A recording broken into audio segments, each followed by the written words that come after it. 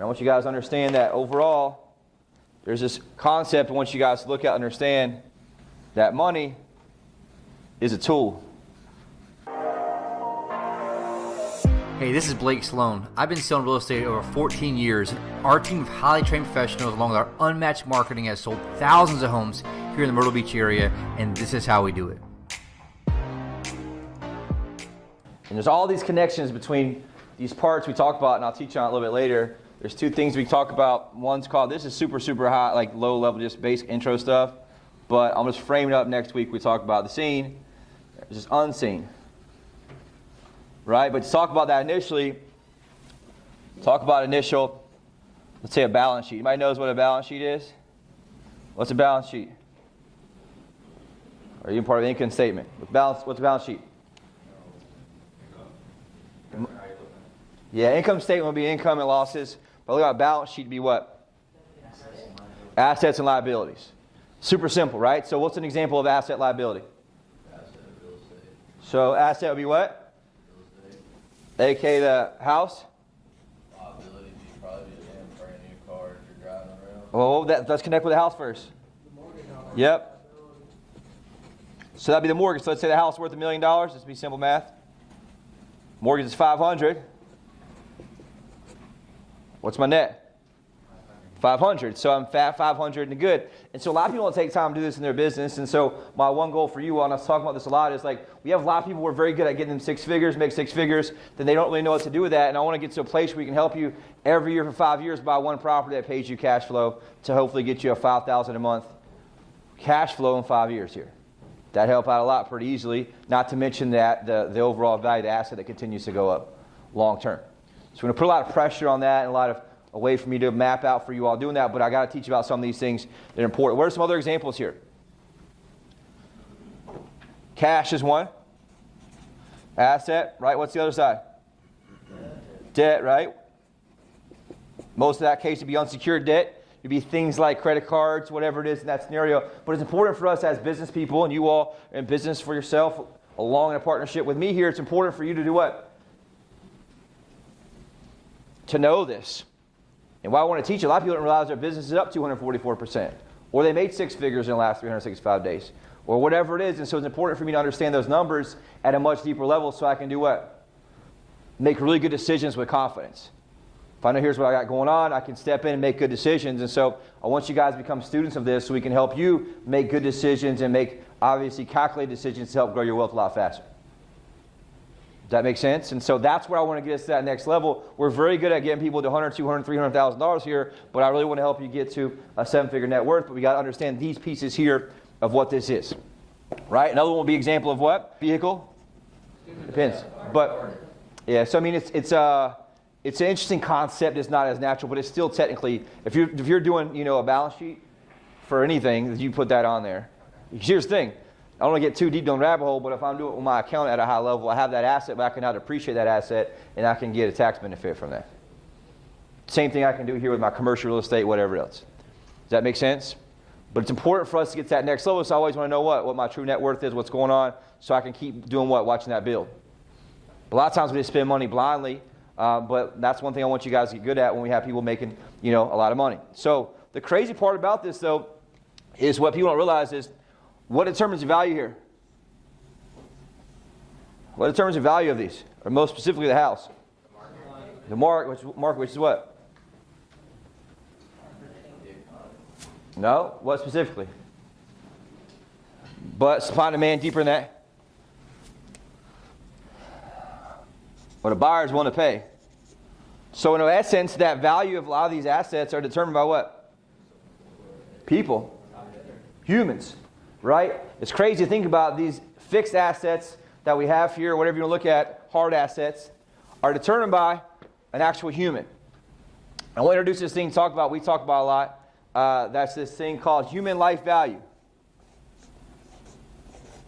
Talk about this with some types of insurance, HLV. Human life value. What do you think that means? In a way, and if you look at the life insurance policy way, that is what it is. Right? But humans determine the value of certain things, but I want you guys to look at a different value. I want you guys to look at a human life value and a balance sheet specifically of what? of you. And if I have this same concept here of assets and liabilities, what's some assets that we have in terms of human? Or you? Health. Mindset. Health. What else? Skill sets. Courage. Who else? Who else got something? Empathy. Yeah. Empathy. Who said something else besides that? Work ethic. Relationships. Discipline. Yeah, physique in a way.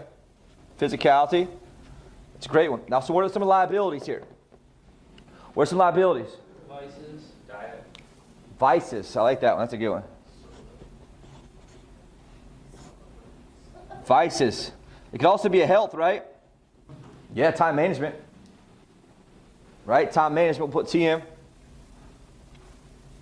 But I want to open up your mind today to start looking at things along this way, where they become assets or liabilities for us in terms of how we operate both in our lives, in our personal lives, as well as our business lives. There's different parts of that. So part of the assets could be what? Relationships. Wife, kids, husband, boyfriend, girlfriend, whatever it is. That can also be what? A liability. It could be either one of those in that scenario, right? It could also be things like guilt, shame. Here's another one it can be. People. Type people you think. Toxic people, people that drag you down. Time vampires. People could also be an asset too, right? Yep. The right circle could be. So that's why you want to be very, very purposeful. I'll put people again. Here in this scenario. So there's all kind of different pieces, and what happens is this here together has ebbs and flows. Meaning that it's flowing one way, flowing another. You got things that deposit it, things that basically take out from it. They debit it. And so I want you guys to have this look for understanding. Look, I have this also, this real, actual, hard asset and liability breakdown from a balance sheet standpoint, but you also have the unseen here, which is this part of you that has this ongoing assets and liabilities for yourself. And I want you to start being aware of it so that you can really have time to be deliberate and focus on it. And the whole concept of this, I want you guys to take in and understand that we talk about is this thing that you have to understand that no matter what in this business, for you to get to the next level, you have to understand that number one, the number one thing that you are your number one asset.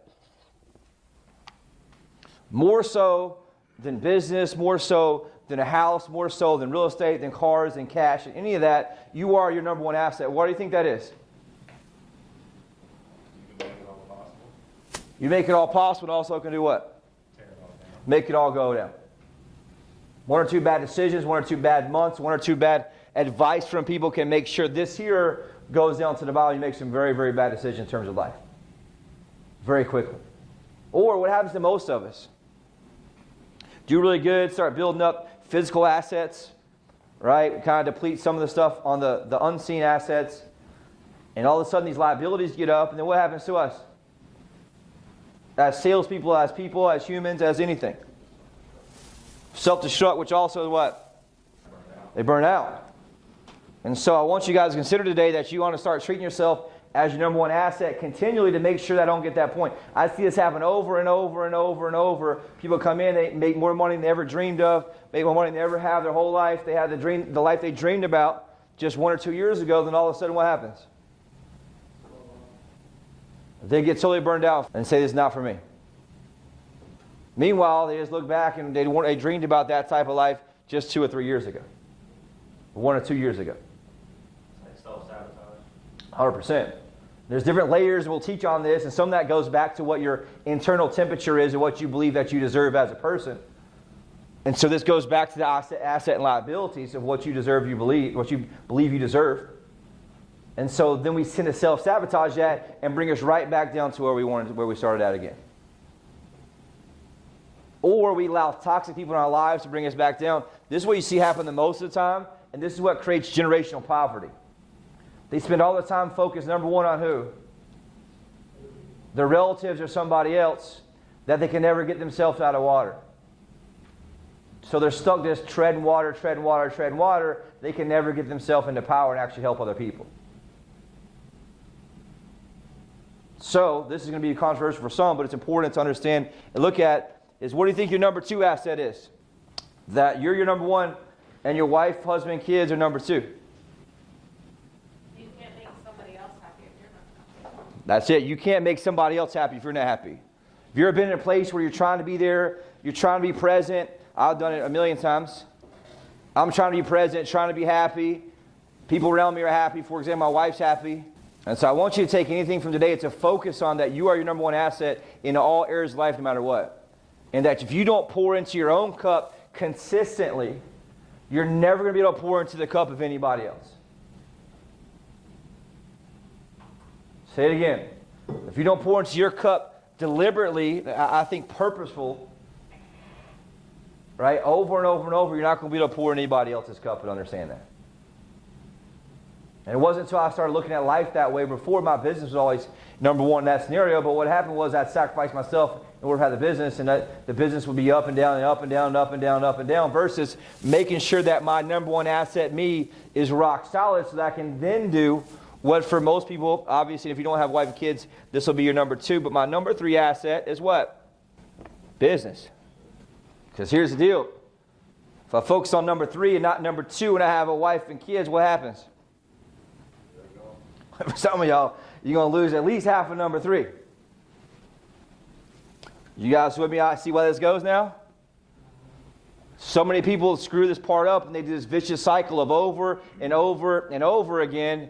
They go rock bottom, family goes rock bottom, business goes rock bottom, number 3, and they're constantly starting over from 0, and they can't figure out why they can't get anywhere in life. Because the reality is in life, it's very difficult to get out from 0. I personally believe it's designed that way on purpose. But once you get out of there, then it's a lot easier to create leverage, and it's much easier to keep up than it is to catch up. And if you take anything from today, what I want you guys to understand and be able to do is give yourself permission that these right here have to always be your number 1. Why? Because your business here on the physical asset side will never grow any larger than your unseen in the non-physical asset and liability side. So as you grow, and specifically what I want you guys to focus on right here, the mindset piece, the skill set piece, the health piece, there's these 3 or 4 that are the most important ones that really, if you can maintain those consistently and not allow the debits to happen by people or by things or by whatever it is, that's going to have you constantly level that up, which in turn bleeds over and allows you to have hard assets. But I can't teach somebody how to constantly buy hard assets and have lots of money and potentially, be millionaire plus if they're constantly starting over, burning out, burning everything down every 3-6 months. It's the only way you ever escape 0 is to have consistency long enough to stack enough momentum to get to the place where you can build enough assets consistently that gets you over the 7-figure mark. Which is day after day after day after day after week after week after week after week, month after month after month after month of consistency that stacks itself enough to get to this place where I can have the momentum enough to be able to build that 7-figure net worth. Does that make sense for y'all? And it comes down to this thing I want you to understand and really look at. We talked about this before. Is number 1 here, I'm the problem. And I'm the solution. But I want you guys to use this as a framework to look at, here's how I frame my life, and here's what has to happen the most. So you talk about that warrior a lot, the king eats first. Some people get angry at that, but what that means is you got to feed yourself both on the inside and on the outside before you can ever have the ability to pour into somebody else. And I watch this happen over and over where a lot of people will pour into other people because that's how they get their fulfillment a lot of times. And what happens is they're not taking care of their number 1 asset, and that's why their life is constantly crumbling. You ever watch people on Facebook? They're super, super high in the new crazy relationship. Everything's amazing. Pictures amazing. Everything's amazing. And guess what? 3 months later, that's gone. They're back in there. They hate men or women. And then 2 months later, they're back into another relationship. Crazy pictures online. Highs to highs, highs to highs. Right? Because they're not actually fixing the problem, which is what? Them. They get all their drive and all their happiness and fulfillment from an external source instead of fixing the internal source first and then allowing that to bleed outside. Yeah, somebody talked about Fordham. They had a great quote with is that you never be more happy. You can never make anybody more happy than you're happier than yourself. That's what you say, right? And so it's a very, very valuable lesson that we're kind of going to build on for you guys is that you're very, very understanding to that. Now here's the second piece of this. I talked about that money is a tool. Once you guys understand this thing, we taught this before over and over and over. Money's a tool, but money is really just a unit. And I want you to understand that money flows to what? To value. Money flows to value. So money is just a way to keep score of what? How much value I provide to the marketplace. Both to my consumers, to my clients, whatever it is. And so the more I level up my internal assets, my unseen assets, the more value here I'm able to create for what? The marketplace. AK, serve more consumers, serve more people, whatever it is. That point is how I'm able to do what? Have money, more money flow to me. And some of you all are just capped where you are because the value here on the inside just hasn't gotten enough to be able to open that valve up to bring in that amount of money. And if you take anything from today, it's a little bit deeper, a little bit not technical. I want you to say, look, here's the deal. How do I make sure I can level up my human life value for me consistently and truly look at the internal of what's going on in your life of your assets and liabilities?